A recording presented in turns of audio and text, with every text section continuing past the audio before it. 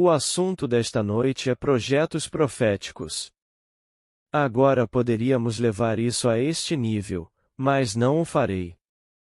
Para resumir a este nível, posso dizer-lhe: se você pudesse conceber um poder infinito como um grande computador, e se as atividades imaginais de todos nós, cada homem, mulher e criança no mundo, nos tornassem livres para mudar esta atividade a qualquer momento, então você poderá prever o futuro para este nível. Pois este nível é a manifestação ou manifestação das atividades imaginais de homens, mulheres e crianças neste mundo. Você pode provar isso em sua vida individual estabelecendo uma meta e imaginando que está no final dessa meta.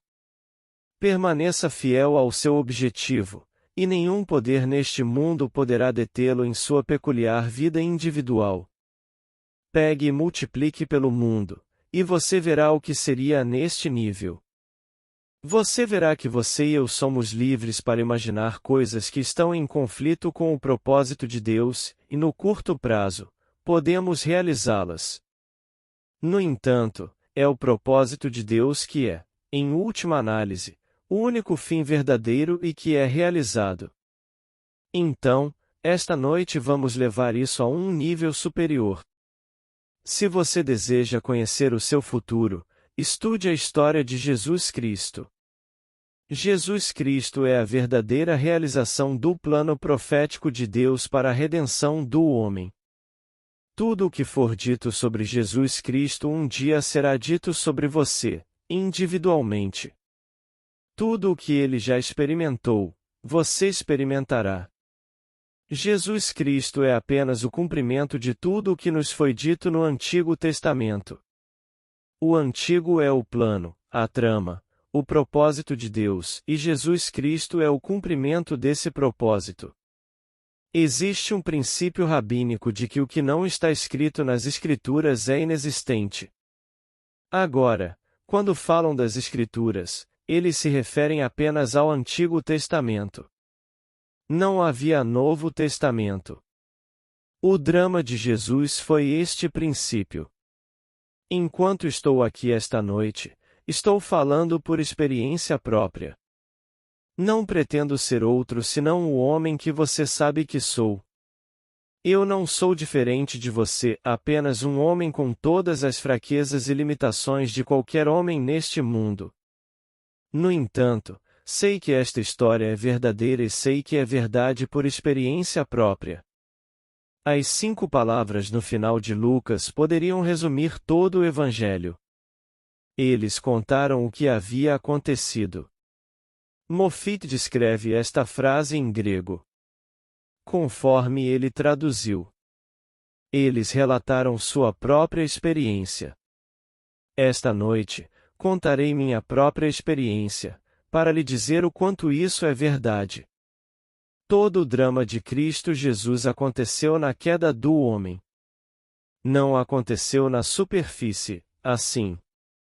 Isso não aconteceu aqui. Portanto, ninguém acreditou nele. No final da viagem, alguns, apenas um remanescente, aceitaram-no, e os restantes rejeitaram-no porque ele não podia partilhar com o mundo que tinha experimentado no fundo da sua própria alma. A deixa foi dada no primeiro dos evangelhos, Marcos. Aqui, somos informados do primeiro sinal a aparecer.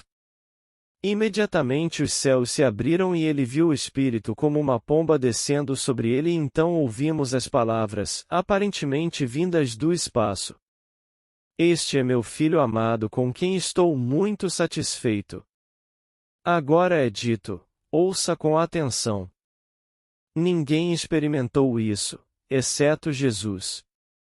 Está registrado nas Escrituras, mas ele deve ter contado isso, porque ninguém viu os céus se abrirem ou viu o Espírito como uma pomba descendo sobre ele, exceto aquele sobre quem ele desceu. Se Marcos registra isso como uma experiência, então só poderia ser uma experiência que lhe foi contada por quem a vivenciou. Os outros evangelhos modificam-no um pouco e sugerem que João o viu, mas recorrem vigorosamente ao evangelho mais antigo, que é Marcos. Posso contar minha experiência naquela cena, e é verdade. O mesmo homem simples, limitado como eu, teve essa experiência. Ninguém viu isso deste nível. Eu posso lhe dizer, e você pode acreditar ou rejeitar. Foi-lhe dito. Imediatamente os céus se abriram. Acontece, de repente, e você não vê nada além de infinito, translucidez, expansão infinita, e pairando acima de você está uma pomba de cor bege claro, e a pomba está olhando para você e você olha para a pomba despreocupado, e está tudo ancorado em você. Ele permanece ali sobre você, aparentemente sem esforço de sua parte, e ainda assim está vivo e olhando para você. Então você automaticamente levanta sua mão, no meu caso era minha mão esquerda, e ela desce e pousa em meu dedo indicador. Levei-o até o rosto e ele me sufocou de beijos. Tive o impulso de colocá-lo na cabeça e ele me beijou e beijou. Então uma mulher à minha esquerda fez esta declaração: Ele te ama. Não ouvi nenhuma voz dizendo: Este é meu filho amado em quem me comprazo. Só ouvi a voz da mulher, e ela disse: Ele te ama, referindo-se à pomba, simbolizando o Espírito Santo. Então ela me disse: Eles, agora usando o plural, e falando de pássaros, não se aproximam do homem. E ela me deu o motivo. Para eles, somos como um intestino grosso, um intestino que consome, e nós exalam para eles um odor muito ofensivo, por isso tentam evitar o contato com o homem. Mas este perfurou esse anel de odores e passou por causa de seu amor por você. E o único sinal de eu te amo foi a demonstração, a verdadeira demonstração física, de uma pomba me sufocando com beijos por toda a minha cabeça, orelhas e pescoço. Então eu sei que essa história é verdadeira. Posso compartilhar isso com você apenas em palavras. Você pode acreditar ou não. A escolha é sua. Somos informados em João 7 versículo 3, 8. Então seus irmãos lhe disseram: Saia daqui e vá para a Judeia, para que seus discípulos vejam as obras que você está fazendo. Pois ninguém trabalha em segredo se procura ser conhecido abertamente. Se você fizer essas coisas, mostre-se ao mundo. Pois nem mesmo seus irmãos acreditaram nele. Jesus lhes disse: A minha hora ainda não chegou, mas a hora de vocês está sempre aqui. O mundo não pode odiá-los, mas me odeia porque testifico que suas obras são más. Vá você mesmo para a festa, não vou à festa, porque o meu tempo ainda não chegou. Os discípulos ainda não tinham visto nenhuma demonstração do poder do qual ele falava. Nosso tempo está sempre aqui, e este tempo é curvo, e estamos andando em um círculo que é um círculo recorrente, e temos memória curta e não conseguimos lembrar das coisas que aconteceram, portanto, não podemos prever as coisas que vão acontecer, pois esta é uma roda de recorrência. Nosso tempo está sempre aqui, mas ele provou o poder da nova era e só pode descrever a satisfação desse poder da nova era, mas não pode demonstrá-lo para a satisfação de ninguém nesta era. Aqui ele fala deste poder e ele sabe, e diz-lhes com bastante firmeza: Vocês o experimentarão. Ele sabe que todos irão experimentar isso. Foi neste nível. Nesta época ninguém acreditava nisso, é fantástico demais. Ele ascende a um mundo completamente sujeito ao seu poder imaginativo. Agora, aqui está um sinal. E eu, quando for levantado da terra, atrairei todos os homens a mim. Tenham em mente o símbolo, e isto, o corpo, é a terra, e eu, se for levantado desta vestimenta chamada terra, chamarei todos os homens a mim. Vejo na audiência esta noite um cavalheiro que me escreveu uma carta no sábado passado. A experiência dele precedeu a minha. Ele é muito mais jovem do que eu. Ele não parece mais velho que meu filho, que fará 39 anos em maio deste ano. Em sua carta, ele disse que isso aconteceu com ele em 1940. No meu caso, aconteceu em 1941. Eu estava atravessando o mar do Caribe em um cargueiro de Port of Spain, Trinidad, para Mobile, Alabama. Aposentei-me cedo naquela noite. De repente, sou elevado desta terra e, ao ser elevado, um coro celestial aparece e eles cantam: Neville ressuscitou, Neville ressuscitou. Aqui estou, não preciso do sol, nem da lua, nem das estrelas para ter luz, pois sou luz para mim mesmo. Não é brilhante, mas é luminoso além do sonho mais selvagem, mas é uma luz suave. Então me deparei com um mar infinito de imperfeições humanas, os cegos, os murchos, os paralisados. Eu não tive compaixão humana, posso lhe dizer. Enquanto eu passava, não havia um pingo de compaixão humana em mim. Eu simplesmente demonstrei esse novo poder chamado poder de Deus. Ao passar, alimentei cada um dos milhares que esperavam pela minha aparição. Nem todo mundo quer carne ou pão. Eu dei a eles sua necessidade mais urgente.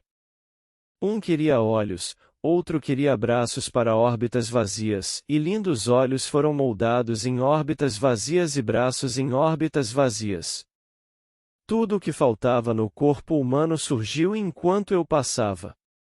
Quando cheguei ao fim e o último ficou completamente satisfeito com tudo o que precisava, então esse refrão exaltou: está consumado.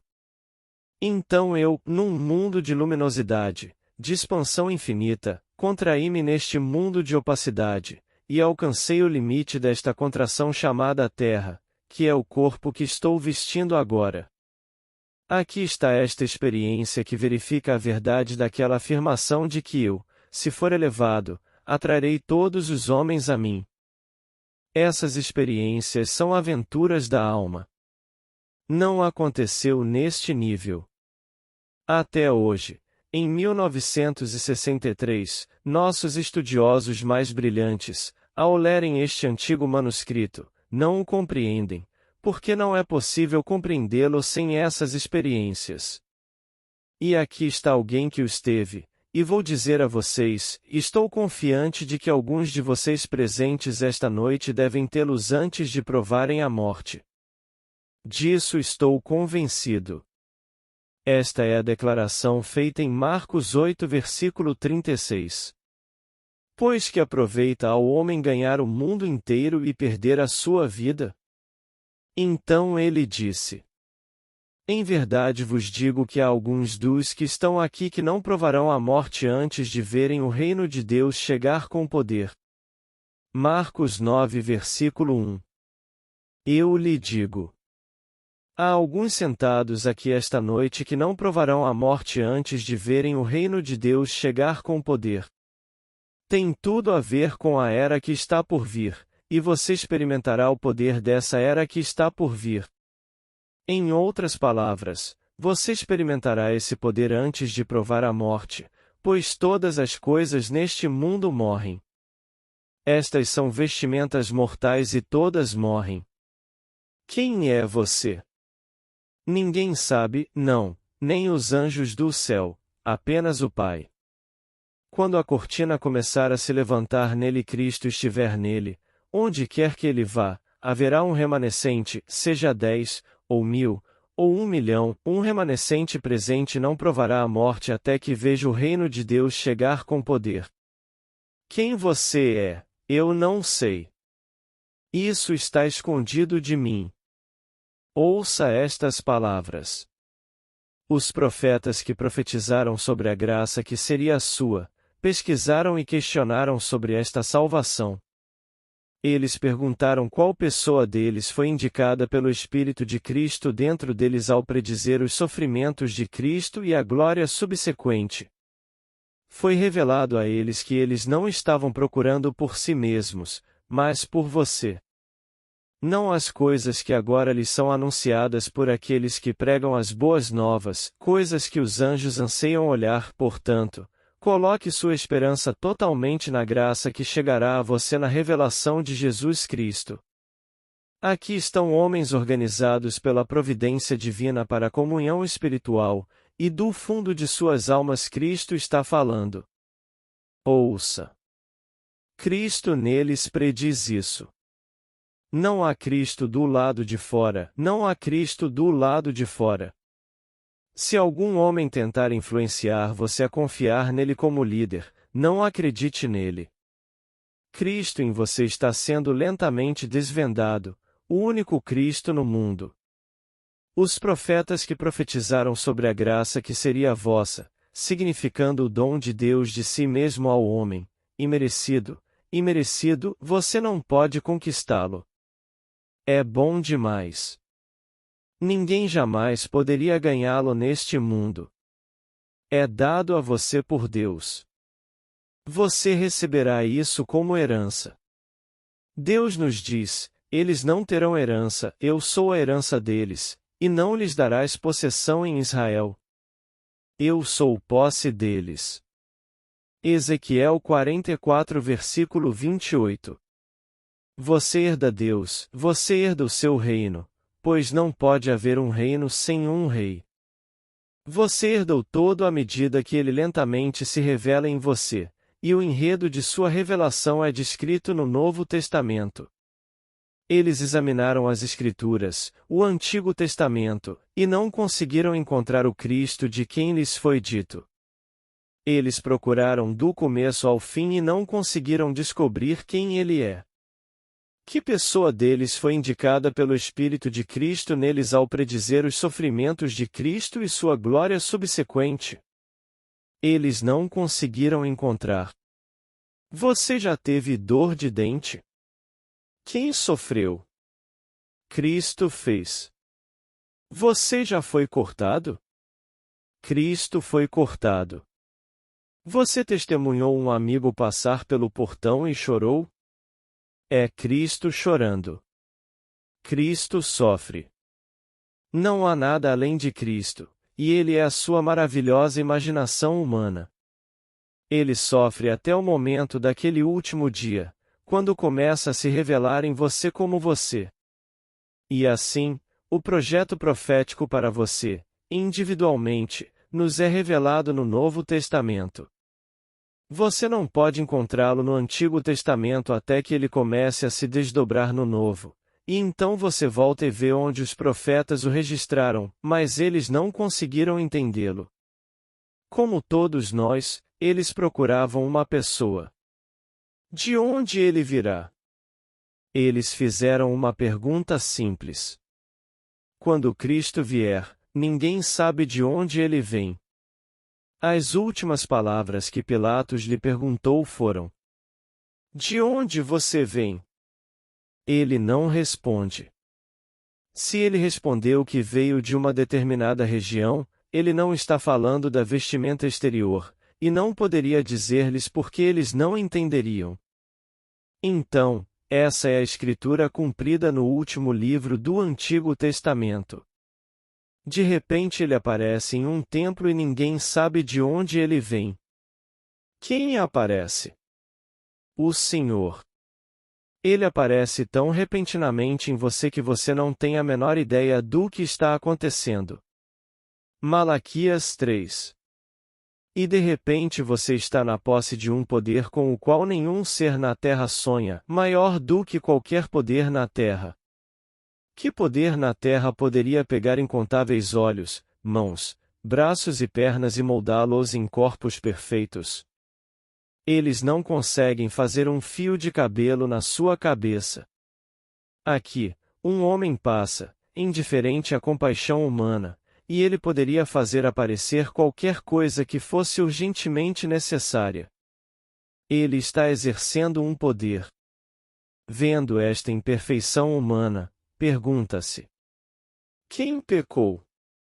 Este homem ou seus pais? Nem este homem nem seus pais, mas para que as obras de Deus sejam manifestadas. O que me importou com quem pecou, quando vi os cegos e os coxos aperfeiçoados? É um mundo totalmente diferente para o qual todos estamos nos movendo. Cada ser está entrando neste mundo, e a vontade de Deus certamente se manifestará, mesmo através da cirurgia cruel da guerra. Ele fez tudo para o seu propósito, até os ímpios para o dia da angústia.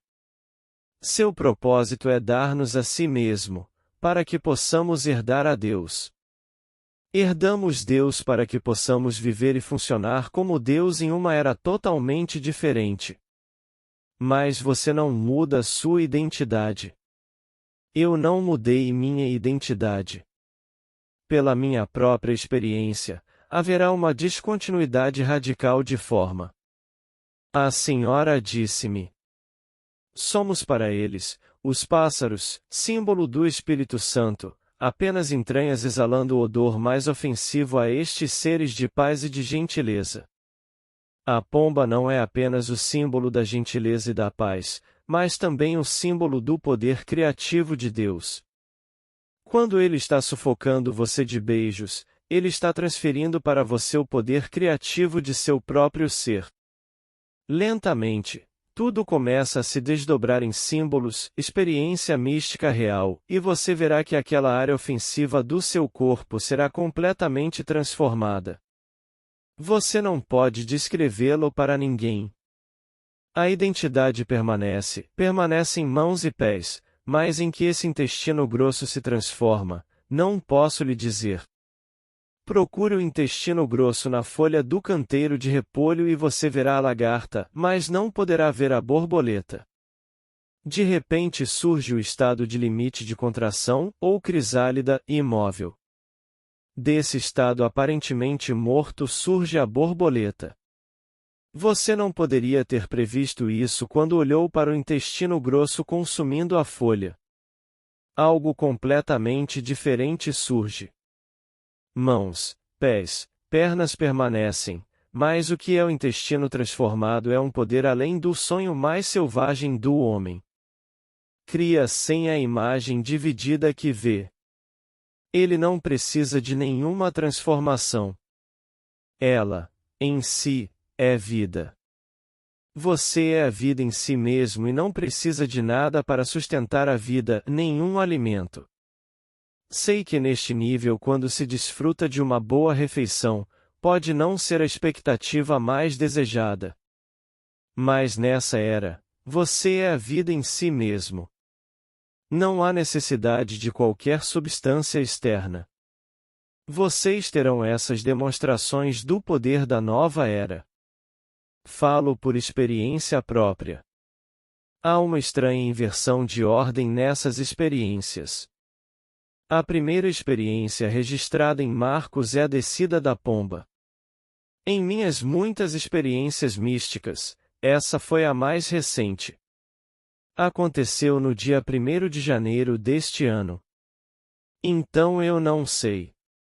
Não vou especular. Ele não tem nada registrado antes disso. Quão perto de sair deste nível, não tenho a menor ideia.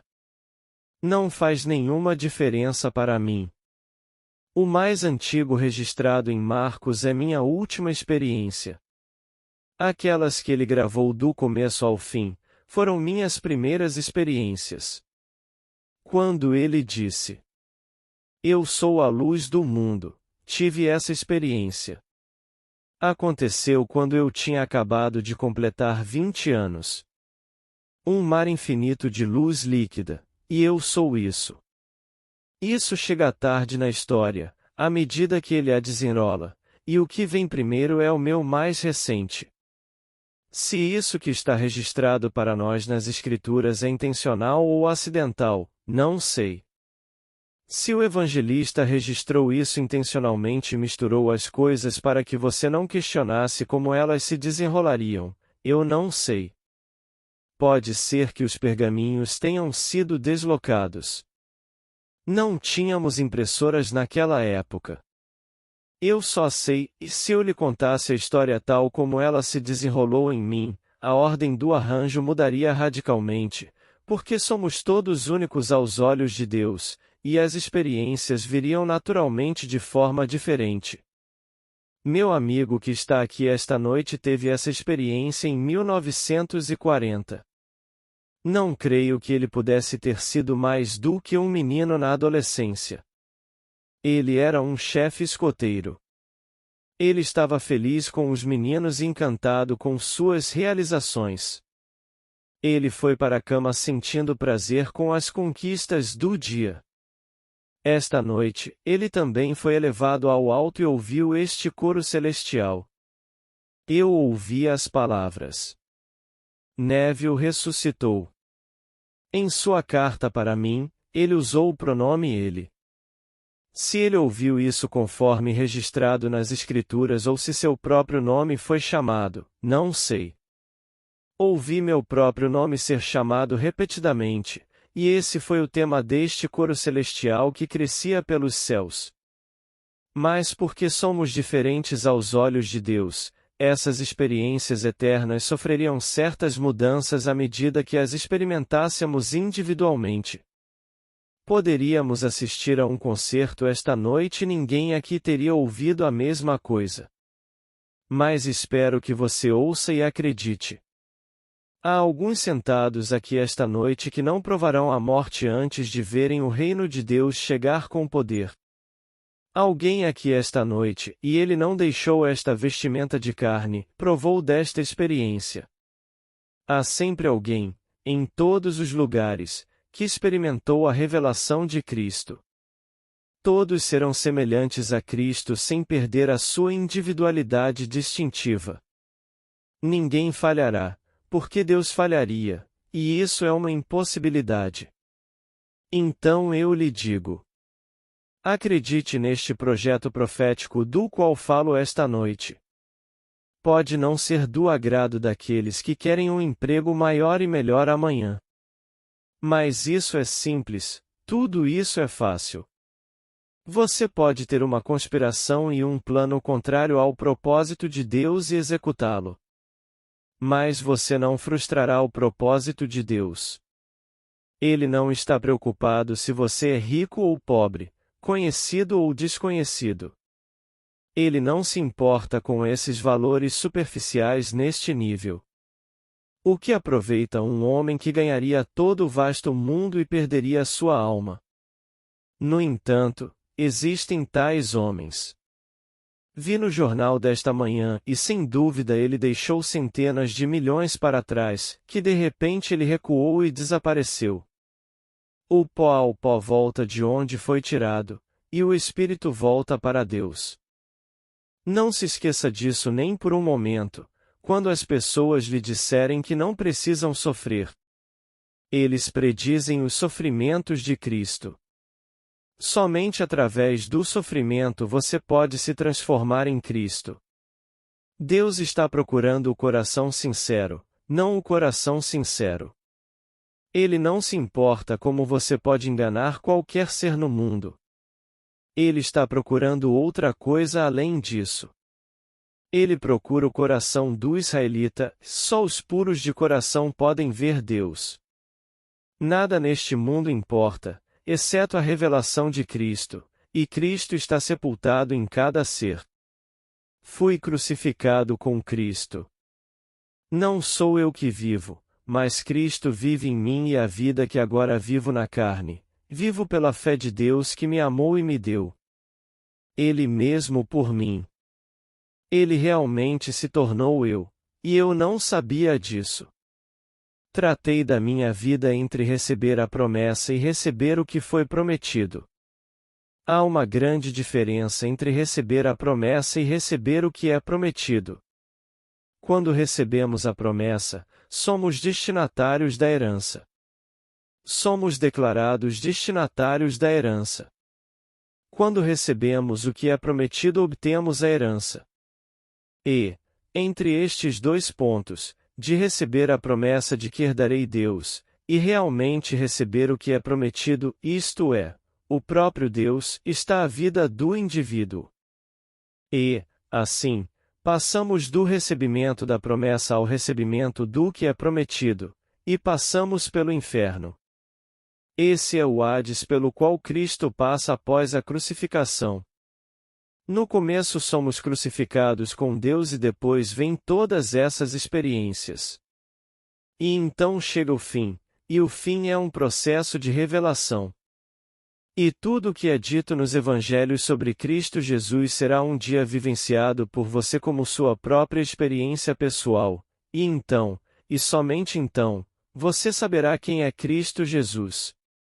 Revelação é a revelação de Jesus Cristo em você.